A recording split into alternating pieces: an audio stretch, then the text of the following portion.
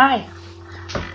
Today I will try to give you some unedited material of me and Manne working together. I will try to do this in English. We'll see how it goes, because I know some of you have some trouble with the Swedish. It's not always that easy, especially you guys from Denmark. I've just filmed 20 minutes of us being together and I haven't done anything with it, so it will be out of sight a couple of seconds, but I think you will see most of it. And I will try to comment as much as I can. This day that you will be seeing is a day when I've been away for almost 2 weeks.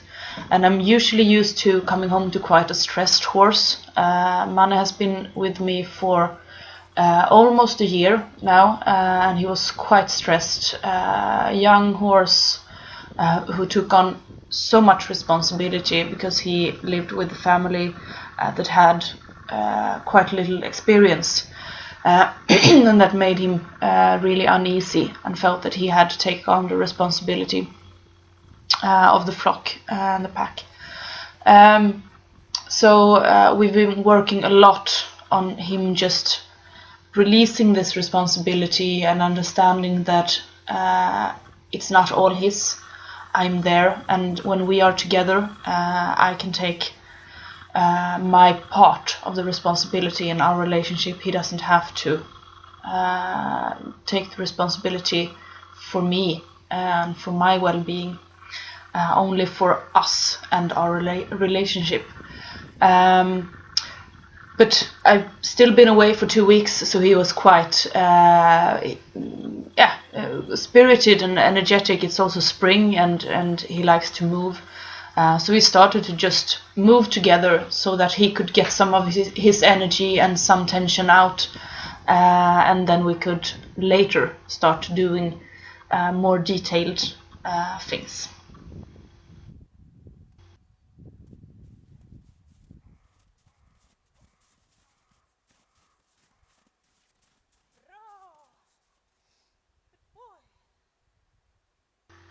In the beginning here you can see us moving together, and then Manne goes away for a while and comes back. And this has been a really important part of our being together, for him to feel that when it's too much or when he has to think about something, that he is able to go away from me to get some space, so that he then can choose to come back. In the beginning, I had a really hard time because I've had a mental picture that I need to control every movement. I'm very schooled in techniques, and this horse, I just felt that it was the wrong way for him to go. I could, of course, train him with techniques and make him move in a very certain way. But I felt that wasn't what he needed. He needed to understand that he could have his freedom and be with me at the same time. The stress that he carried was also about not being understood and not understanding the world that we humans have built up. So we worked a lot on that. It's his choice to be with me. I can never decide for him what to do.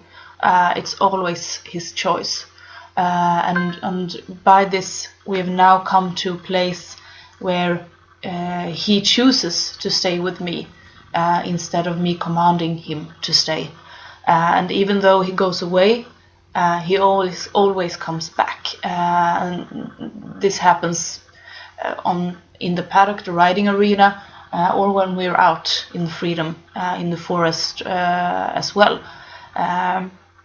And this makes me so happy to feel, and especially in this day when I had been away for 2 weeks, and I could really feel that he needed his space in the beginning to just find his way back to us, but he always chose to come back, and he did it with joy. So you see him go away and doing something, and then coming back with joy and happiness and energy. And that is one of the most important things for me when we spend time together.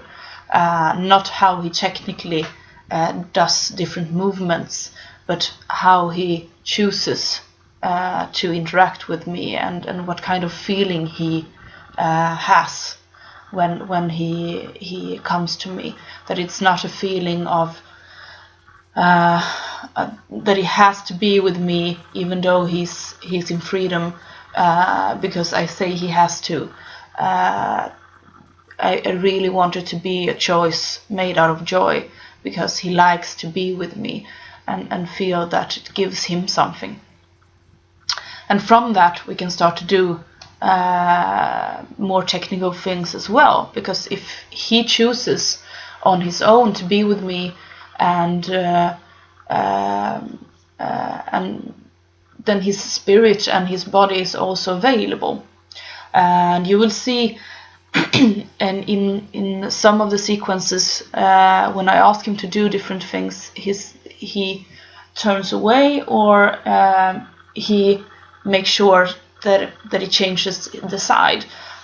This horse has been a trotter before, and he's only 5 years old, so it's not that old, but it's still he still has some tension in his front legs, which makes it hard for him to bend properly, and it's starting to get so much better, but it's still there. So in the beginning of our time together and our sessions, he usually when he starts to bend properly, he will choose to avoid it in the beginning because it's so hard. And for me, that's only information to say, oh, Mom, it's so hard. And I say, okay, I understand that it's so hard. We leave it be now and come back to it later. And there will be some sequences when I say, no, but we have to work with this. I know it's hard, but we have to work with it. And it can look a bit rougher than it usually does when we spend time together, because he now has chosen so nicely to be with me that I'm also allowed to go in and work with the things that are really tough for him. So that this is the hardest one for him. Any training we've ever done, canter is nothing compared to moving the shoulders. And I'm really pleased that I'm allowed to start doing this, because I think it will make a huge difference. And the training session the day after this one was really nice with the shoulders, so I'm very pleased. So there, it's the first time. This session is the first time that I can go in and especially look at the shoulders and ask him to move that part of his body and to be more aware of what's in there. So I was so happy afterwards. And here you can see, or I've just seen, another really important part of our spending time together, the pause. And I talk a lot about this, and it's a constant reminder how important the pauses and the breaks are in spending time together. Because if you demand of the horses to just be on and on and on and on, you can't expect it to be present all the time, because then they will go in and technically do what they think you want them to do, instead of being present in their own body completely. And I can just relate to myself. It's the same for me, that I need small breaks all the time in the things I'm doing in my everyday life, to be able to be present and to be as open as I want to be during the day. And the same is for the horse, and especially when we also try to work on the things that are hard in life. And as you can see, after this break, so we've been playing around and just moving together and jumping and cantering and trotting, and then we have a proper break, so that he can really land in himself afterwards. Then we can also go in and work on really just being present in every movement, and just walking together, which is also very hard for this horse, because he is a trotter. He's used to just running from his problems. So for him to choose to stay in his body completely and starting to try to meet the things that are hard is a really big one. And you can see after the pause some sequences that he does really well in just moving in his body and just bending, and has some stelling and some bending, and make some shoulder in, and just he's really there with me in my movement, and I'm in his. Not because I tell him he has to do something, but because we are in the same energy, doing the same thing. So I think I had an idea before I got this horse that pauses and breaks are really important, but he helped me to understand it on a deeper level. If I don't give him the chance to break, then he has to move away from me, and he has to and then he won't come back the same way. So we've had, during the time of getting to know each other, we've had some moments that I asked too much of him without letting him have a pause and a break in between, so that he could reflect and land and just get to think about the things we are doing. And if I push him instead of letting him have his break when he needs it, then he will move away from me, and then he will disappear. Not the way he does in this film, when he just goes away, think about his things, and then come back when he's ready. Then he can disappear. So if we've been out in the field and he's been in freedom, then he can just run to the other side of the field. I can always get him because he doesn't have the idea that spending time with me is something bad. The opposite. My experience is that he enjoys it very much and he's looking forward to it. But if I ask too much of him, then he has to break free and show me that now I wasn't listening to him and his needs. And if we have such a deep relationship and connection that we have, for me, not giving him what he needs when he says he needs it is also a violation. So that it's a really fine line in working together this way, in listening and taking in and feeling what he needs, and trying to sometimes, as I told you with the shoulders, push the limits and the border a bit for his sake, so that he can start not running from his problems but meeting them in a better way. And that is really how I look at it. If he is mature enough to start dealing with some of the things in his life that he thinks is hard, then I can be there to help him, to hold his hand in meeting them. I can never do it for him, but I can do it with him if he wants me to. But if he doesn't want to, he won't. It doesn't matter how much I push him to do it. If he in his heart isn't ready, or in his body, he will never meet them properly, and then he can never get a full release either. So if I have the patience to wait for him to be ready, then he can also become ready.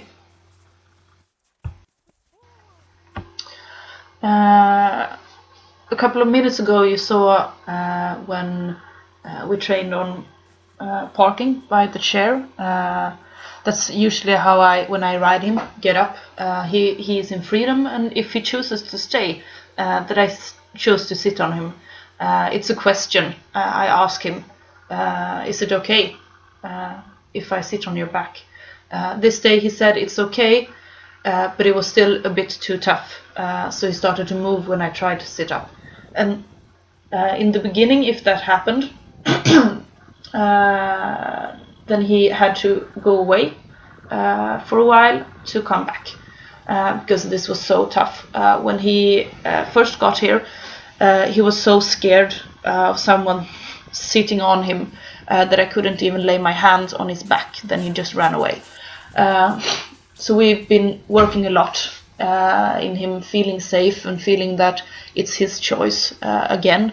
This has been the most important part of making sure that he understands that it's his choice if I sit on him or not.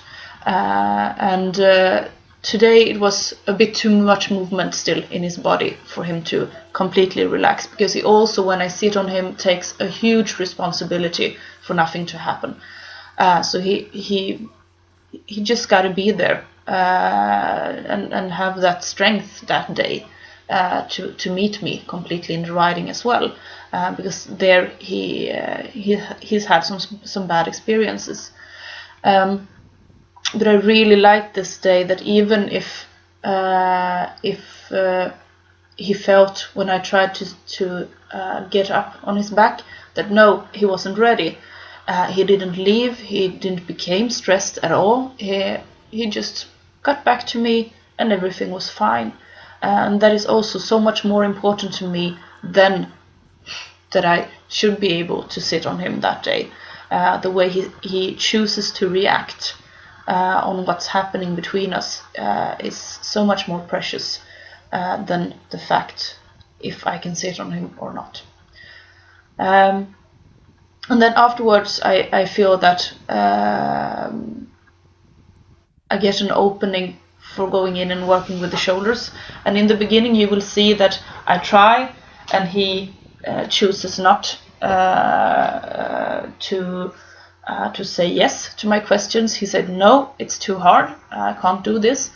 But this time I keep trying and not keep demanding. Sometimes I just let it go and we move the other way around, or I try to go with the flow and still coming back to the question, doing something else and saying, okay, but we can do a bit of this.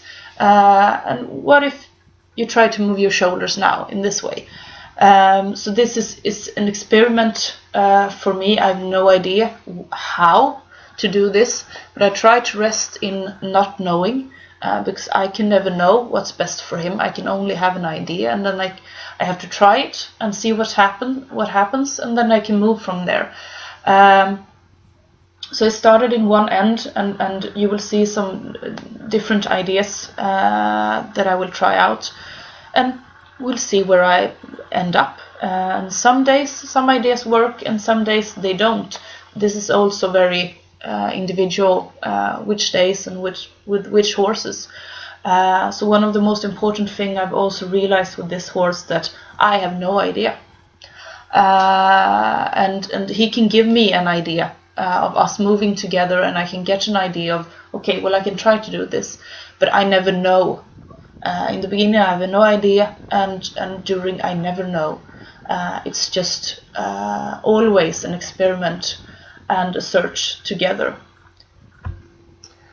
After a while I feel he comes down and starts to understand what it is that I'm asking for him, of him, when I ask him to move his shoulders, and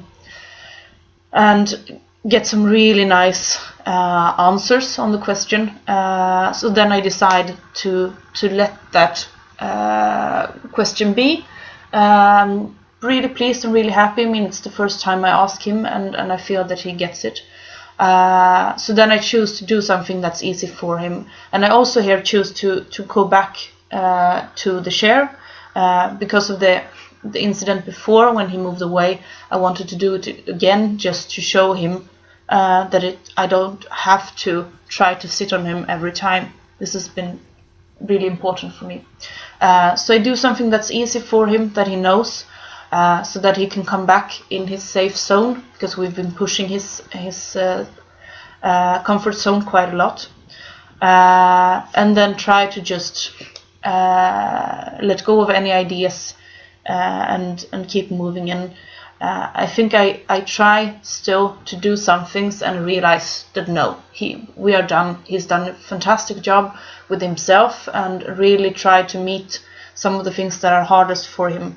And it's just a beautiful day. So I end the session with just being a bit silly and enjoying life together with him.